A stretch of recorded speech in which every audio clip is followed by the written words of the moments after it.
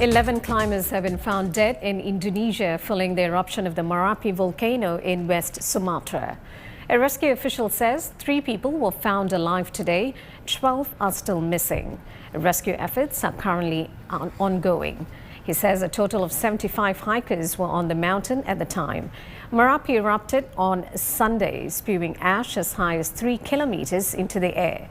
The eruption stranded and injured climbers and spread volcanic ash over several villages. Local residents were advised to stay away from the crater's mouth due to potential lava. Marapi has been active since a January eruption. Indonesia has over 120 active volcanoes.